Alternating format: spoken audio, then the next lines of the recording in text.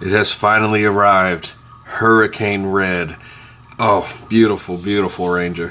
For the American version, it was the Power Ranger Ninja Storm, which this version, the Red Ranger, actually represented air, because each one had like some kind of earth element. I think the yellow was the earth, and then the blue one was water, so kind of makes sense. But the red, I just don't understand why he was air. But that said and done, this version of Power Rangers is probably my favorite version. You know, I've seen them all.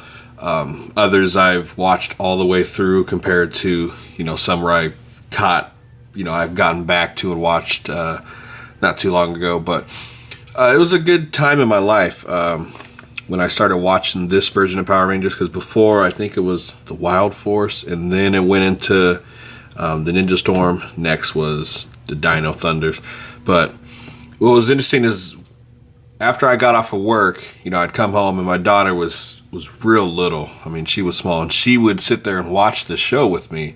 So it was kind of a good time of my life, you know, just coming home, and we actually watched the whole entire series. Of course, now she doesn't remember them, but she was a huge Power Ranger fan back in the days. But she was real little. I can't remember how old she was, but you know, yeah, it was just a good time. And actually watching the show, what was cool about it, now I've not seen the Japanese version of the show, which I probably will here this week and catch up on it.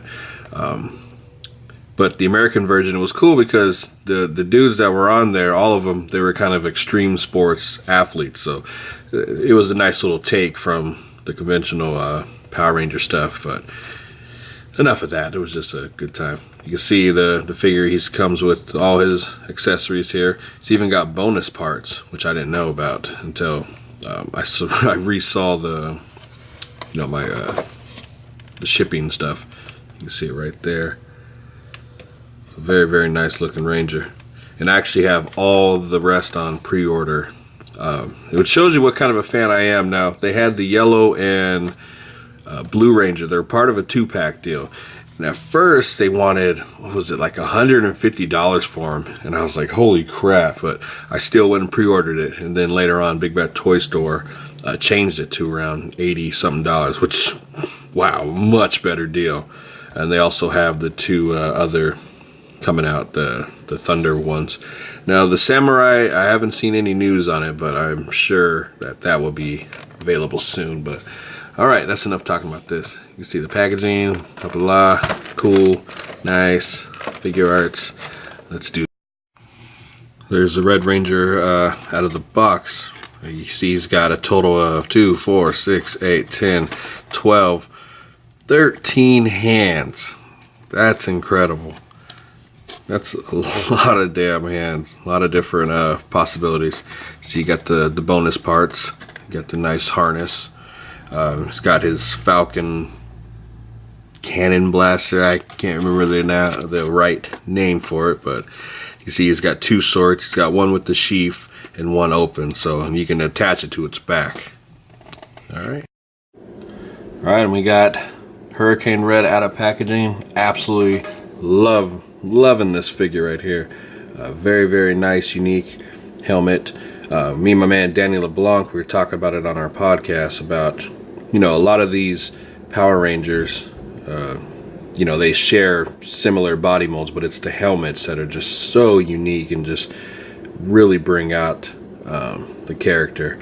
You know, you can see it's got a nice unique mask to them. The visors are nice dark black, so it gives you all that unique kind of look to them. Well done, well crafted figure. You can see the nice emblem right there on the chest. See the morpher on the side. Very, very nice sculpting on it. Then there's his Hawk blaster, which actually looks really nice. I'm surprised how much I actually really like this weapon. You know, most of the Power Rangers always come with a little gun. And then you got the sword right here. Which we'll take that out. Get out of it. See, it's got a nice look to it. See right there, that's where, if I remember correctly, they would say something and then all of a sudden a little emblem would appear and then it would like change the sword or even bring out other weapons. So that's nice that they included that. Let's take a closer look at the helmet. God, I just love the head sculpt. Beautifully, beautifully done. And you see he's got the sheath right there. So it doesn't fit in there, but there's an attachment that you pop out and you just place right in there, which I'll show later on. Just the sculpt, everything about it, really, really nice paint. The colors are vibrant. And then we got this kind of mesh kind of material right here. Well, it's plastic, but it's in the design of it. That's really nice looking. See the belt. Nice, nicely done. Now, if you know anything about these, Ranger figures, you know the articulation. You got two separate head or neck joints. You got one right there at the head, which can go all sorts of different ways. You can look up about that far. And then you got the neck joint as well. Then you got nice arm joints in the shoulders. And you got that socket, which gives you a lot of good range. See, you can pull back about that far and go in about that far. So no bicep swivel, but this acts as a swivel. Got double jointed elbows, wrist rotation, can go in and out as well. Got diaphragm joint, doesn't give you too much movement, but enough. And of course you got waist articulation. You got legs that can split out about that far. You can move up about that far and go back about that. Of course you got the upper thigh swivel. And then you got that unique figure arts kind of style where the legs can go down about that far, so you can get even more range of motion. Pretty damn cool. You got double jointed knees. You got ankle articulation, goes down about that far, goes up about that far. You got side to side. You got a pivot, a really deep pivot too. And then you got toe articulation. So again, that's pretty much it for the articulation. You get tremendous amount of articulation for these figures. This one is definitely my favorite, just because it's one of my favorite Rangers, and it just exceeded my expectations. I know with these Ranger figures you're going to get paint, pretty good sculpt, fun accessories, and this one is no exception. Beautifully done. And we got Hurricane Red with his bonus accessory, which I can't remember this harness here, for the life of me. I just can't remember, where it came from. But it's actually a nice, cool piece. Fits on great, and also you can see the attached sword right there, or just the hilt, and it just gives it that, just that look that there's actually a sword in there you can pull out. Of course, you got the sword right there. Yeah, the harness is actually pretty nice. Kind of digging that look. Yeah, I gotta rewatch the whole damn series now that I have this figure. I've just totally forgotten over the years exactly what happens. But a beautiful figure. I think this is a must buy, especially if you're into the Rangers, and all that stuff. I guess some people are just gonna stick to the Mighty Morphin, which is definitely okay, but I'm really looking forward to collecting this whole team right here.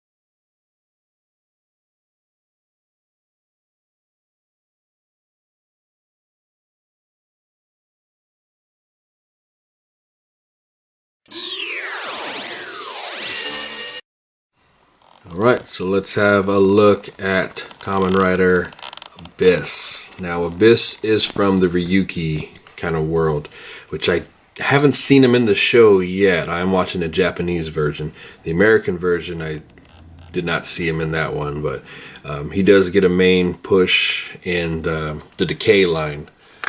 Decade, however they pronounce him. You can see the back of the box. Got a sword vent. There's the advent. This comes with the base. Anytime a figure comes with the base, that's a thumbs up in my book. It's got the advent pack, and then the figure itself. Looks really, really cool. I'm actually really digging this look. But let's and here goes Abyss. Open up out of packaging. Comes with 2, 4, 6, 8, 10, 11 hands. One up here is for his little advent deck. You see right there, that's where all the cards are. It's got 2 swords. Really, really nice look to him. There's his little advents right there. So we'll look into it a little more. You see the figure itself. And of course, the base. Yep. Anytime you get a stand, that's like I said, A+ in my opinion. Really, really cool looking too.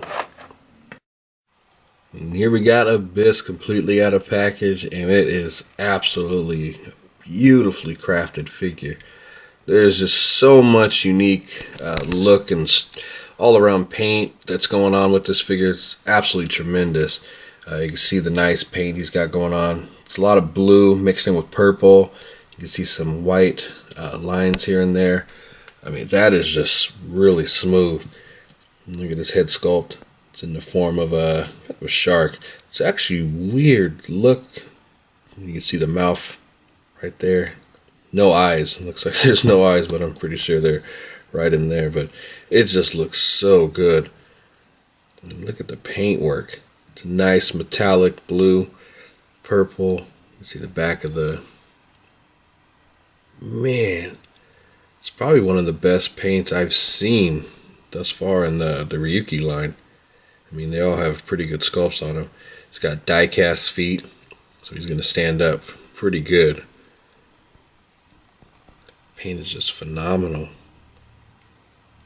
Oh, I'm really loving this figure. And of course, the advent can pop out of there, which we'll just leave that right in there.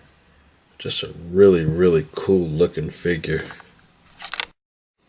Now let's take a look at a couple of accessories. You can see he's got the shark advent right here. You can slip the card in right there. See how wide open the mouth gets. That's pretty nice. And what I really like is compared to like Tiger, right in there you got a spot. It's a little bit deeper, so when you attach the arms in, see, we'll just pull that one off. It slides in a whole lot better. And then this place right here, this little nub, actually goes in there pretty easily. See that? Had no trouble whatsoever. Definitely like that's a great advancement. Then we'll look at the second one, which has a nice unique design to it. See, it's got a nice flat surface. And look at that paint. Nice metallic green. Then opens up. See all the teeth in there? That is brilliant. And then this one also, it's got articulation right there, so it can move around pretty good. And there's a spot right there where that hole is. And that, you know, lets that fit in there much better than any other has ever done. Just pop it in, and bam. It's just that simple. Never had that before. That's just a really nice, clean look. I mean, having two, you know, and I've always been a fan of, you know, gauntlet kind of weapons. You know, and the Ryuki line just has so many characters that do that, which that's originally what I was drawn to by them. Just the way they look when they have these things on. I mean, that's a nice style. Very, very sharp. You can see one of the swords here. It's got a nice, unique look to it. I mean, that's really, really cool looking. Just a nice, flat, kind of silver. See the handle on it? Got all these nice, serrated points on it. It's got a little point to it, so be careful. It's nice, hard plastic. Comes with two, beautifully. Alright, let's get into it with articulation. You see his head can move up pretty far, about that far. It's got that, you know, one joint at the top of the neck, and then you got that extra movement, so you can get him to look down pretty good. Doesn't rock too well because it's hindered by the armor back here, but as long as it can look up pretty good, goes side to side, pretty nice. Now his arms can go up about that high. It's limited by, you know, this shoulder piece right here, but then it's got this other shoulder piece which is articulated, so you can bring it down about that far, you can move it up. You can still get them to go up pretty high about that far. Again, it's hindered by this piece, so you just got to kind of manipulate it in a way. It does have a bicep swivel. It's a little stiff, it's just got to work with it. Double jointed elbows, of course. It's got wrist articulation. Of course, it's interchangeable, so you can get it to move any which way. It's got diaphragm joint. Also has waist articulation. And this belt right here, it is just free movement, so you can get it to move any which way. It's got leg articulation, goes up, can go out about that far. It doesn't have you know, the figure art system, but again, he can kick up pretty far as it is. It's got upper thigh rotation, got double jointed knees, it's got great ankle articulation. Can go down about that far, can go up really far. And he's got the ankle pivot, really deep one too. And he's got toe articulation. Again, the feet are die cast, so he's going to stand up pretty well. I'm just loving this figure. Here we got him with the swords on, just looking menacing as all hell. I mean, that is just so damn cool. Love those swords on him. I actually don't know which like I prefer better, with the swords or with the advents on. I mean, other than that, it's just a remarkably crafted figure. It's just the way he looks, just a step. And just for the sake of fun, we got him compared to other figure arts, Iron Man, Vegeta, and Frieza, which they all fit pretty well in scale with each other. Iron Man is just about taller than Abyss. He's pretty good taller. Maybe about the same size as Vegeta, because Vegeta cheats with the hair. And of course, Frieza's smaller than everybody. So all of you guys who are into saying everything has to be exactly the same height, they all fit into the same realm pretty good. You know, for me, it's not about if I can cross over every single character possible they've ever created. As long as Abyss fits in line with other Kamen Riders in the Ryuki line, that's what it's about for me. But for the guys who want to insist on everything staying the same scale, it's all pretty much the same scale in the figure art. Alright, let's do a little comparison with other figures in the Ryuki line, all figure arts. But Abyss is just a step up from what they've already done. I mean, now all these figures are great. I think Abyss just went the extra length. It's got a beautifully done paint. The way that the advents actually fit on his hands a whole lot better is just remarkable to me. I mean, this is probably one of the best figures yet from the Ryuki line.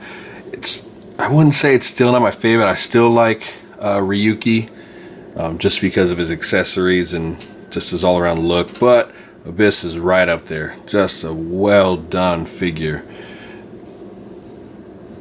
Yeah, he's standing right there. It's a lot better. Yeah, this is just, if you're a fan of figure arts, you're a fan of the Ryuki line, definitely a must get. I think it's sold out in Japan. I'm not too sure, but Big Bad Toy Store does have it on pre-order. I think it's around 40-ish, but I'll definitely put the link to this figure in the description. So definitely don't pass on this.